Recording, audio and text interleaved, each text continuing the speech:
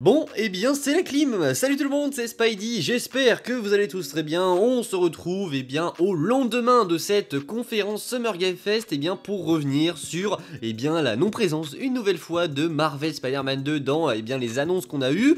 Voilà, aujourd'hui, on va pas simplement parler de cette absence, on va également parler de ce qu'elle représente. Parce que pour moi, elle représente pas mal de choses, notamment du côté de chez Insomniac. Pour moi, ça veut clairement dire quelque chose concernant les DLC de Marvel Spider-Man 2 et je vais essayer de vous expliquer tout ça dans cette vidéo. Profitez pour les fans de Spider-Man 2 sur ma chaîne, ça va être la dernière vidéo avant un très long moment à mon avis parce que là on va rentrer dans une période de hype énorme en fait pour Deadpool et Wolverine et également pour le MCU parce qu'on va avoir la San Diego Comic Con. Il y a des choses qui se préparent, je peux pas vous en dire plus mais restez bien connectés sur la chaîne, on va se régaler. Mais du coup voilà, restez bien connectés. Pour les fans de Spider-Man 2 malheureusement ça va être l'une des dernières vidéos, alors évidemment on continue mais je vais faire une pause évidemment sur le jeu parce que évidemment on n'aura plus rien à se dire. Là c'était une période de hype mais après ça ce sera terminé. Voilà donc, on en profite une dernière fois avant de couper un petit peu les ponts avec Spider-Man 2.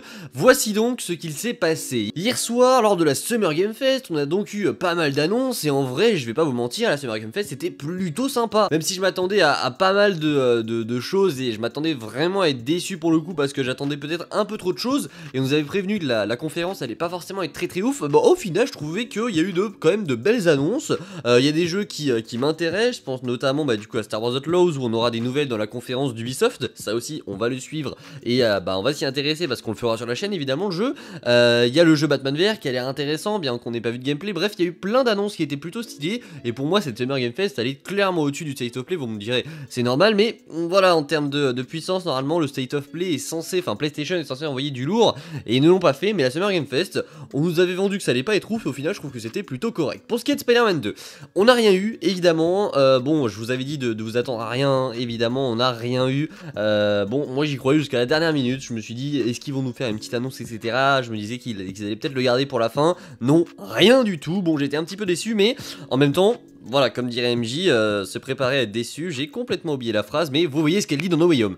Mais du coup, voilà, pas de Spider-Man 2, c'est triste, puisque ça veut dire pour moi certaines choses. La première chose, c'est que on ne les aura pas cet été, ça c'est évident, mais si on les a, et là c'est fort probable, on les aura peut-être fin 2024, parce qu'en fait c'est des DLC, il y en a beaucoup qui pensent que vu que ça n'a pas été annoncé, ça sortira qu'en 2025, mais c'est des DLC les gars. Par exemple, meilleur exemple, Alan Wake 2, ils ont annoncé l'arrivée des DLC là, les DLC est jouable je crois à l'heure actuelle, donc vous voyez ça sort 24 heures après, ça peut sortir n'importe quand, et je pense en fait qu'Insomniac, cette non présente Insomniac Games veut dire pas mal de choses. Premièrement je pense qu'en fait ils ne prennent pas la parole parce qu'ils travaillent sur quelque chose de beaucoup plus gros. Là où pour Spider-Man PS4 on a eu la sortie des DLC un mois après la sortie du jeu, c'était tous les un mois après, là je pense que cette non-communication autour du jeu et le fait qu'on sache en fait que ça va arriver, on l'a vu, il y a eu des leaks, et les leaks étaient forcément vrais parce que ça vient en fait d'Insomniac, donc il y a bien des DLC qui sont en préparation, donc ne vous inquiétez pas là-dessus, il y a bien des DLC,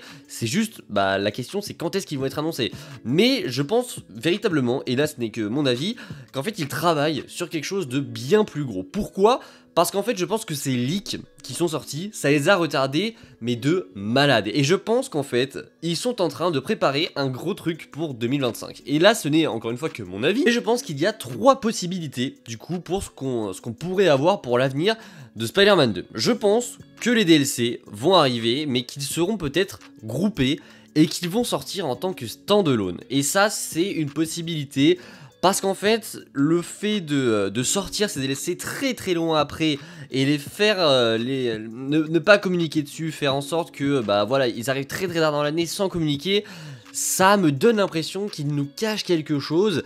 Et je me suis dit, est-ce qu'ils feraient pas 3 DLC qui vont regrouper en un pour en faire un standalone? Alors payant, gratuit, ça j'en sais rien.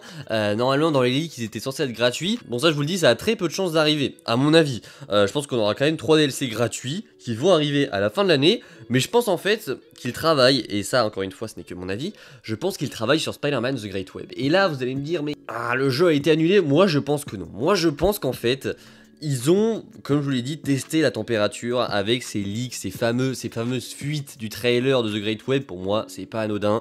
Je pense qu'ils ont pris la température et je pense qu'en fait, ils travaillent toujours dessus et qu'ils vont nous sortir en fait que Spider-Man The Great Web va sortir l'année prochaine, genre en fin d'année 2025. Et du coup, on aura un jeu à se mettre sous la dent. On aura les DLC en 2024. On aura eu Spider-Man 2 du coup fin 2023, les DLC fin 2024 et un jeu The Great Web fin 2025. Ça, c'est ma théorie.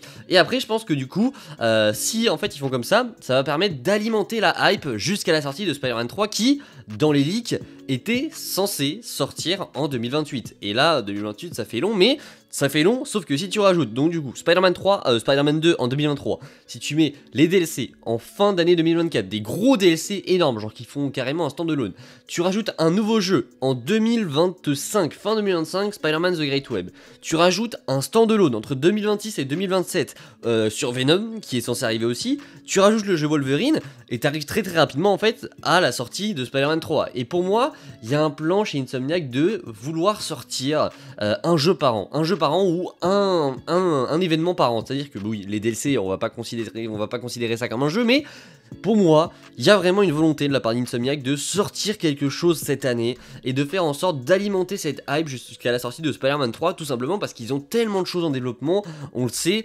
je pense qu'en fait ils ne communiquent pas là-dessus pour un petit peu espacer les sorties, pour qu'après ils puissent balancer vraiment tout le temps, et je pense aussi que cette non-communication autour des DLC, elle est due à un plus gros travail sur ces DLC, et j'espère que c'est le cas, parce que par contre, si on se retrouve à la fin de l'année avec des DLC qui sont complètement pétés, là ça va gueuler, évidemment, mais...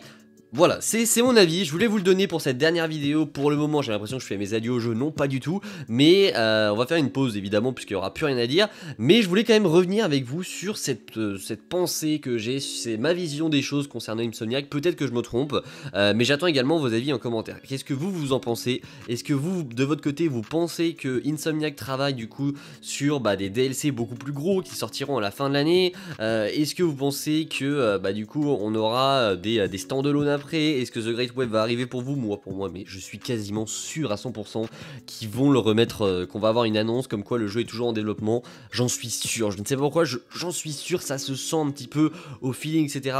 J'ai l'impression qu'ils vont le faire. Après, ça se trouve, je me trompe totalement, mais j'espère que ça va arriver et j'aime bien y croire, donc, eh bien, pourquoi pas. Pour ce qui est de l'annonce des DLC, eh bien, évidemment, on va se demander quand est-ce que ça va être annoncé, et je pense qu'on a à peu près tous la réponse. Ce ne sera pas à la Gamescom, comme certains l'ont dit, non, ils ne seront pas à la Gamescom. C'est littéralement impossible. Pourquoi?